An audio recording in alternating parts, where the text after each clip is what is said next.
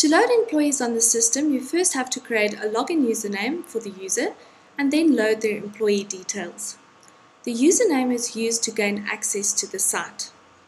Click on Administer and then Users. This page is a list of users that have already been added to the system.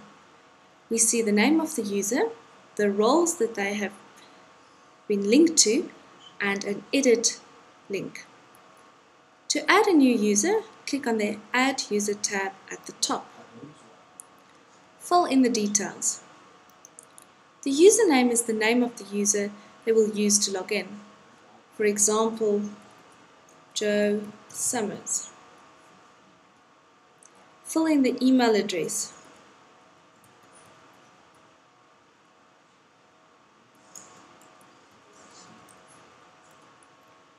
Choose a secure password.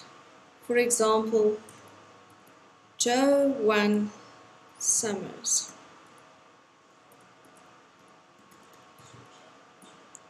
Repeat the password. The web page will show you the strength of the password, that is the complexity of it, and if the two passwords match or not. A user can change their password. They simply need to click on the Request New Password link on the home page. We leave the status as active. If an employee leaves the company, we will edit the user and change this status to blocked. The roles describe what functionality a user can access. For normal employees, we don't mark any additional roles. Employees can only see their own details, complete their self-evaluation KPA form, and 360 evaluations that have been assigned to them. If the user is a manager, mark Manager. We will say Joe as a manager. A manager has the rights to create and manage evaluations of employees linked to him or her. They can create evaluation forms, complete the forms for employees, add development items, and view the evaluation reports.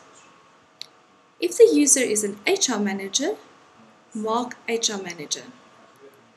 The system comes preloaded with one HR manager, that is you, so that you have access to create new users.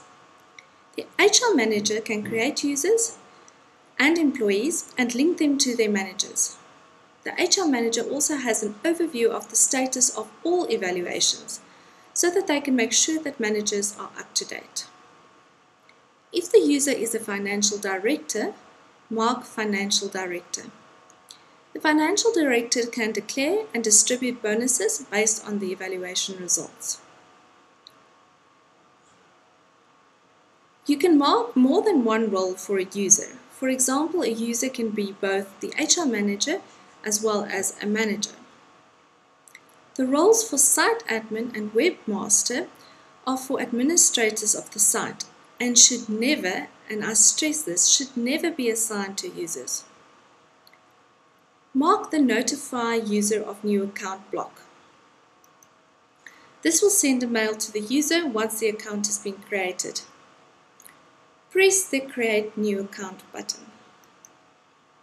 The system will now take you directly to the page where you can add a new employee linked to the user we've just created. Please look at the video on loading employees to find out more. For now, we go back to the users page by clicking on the link again.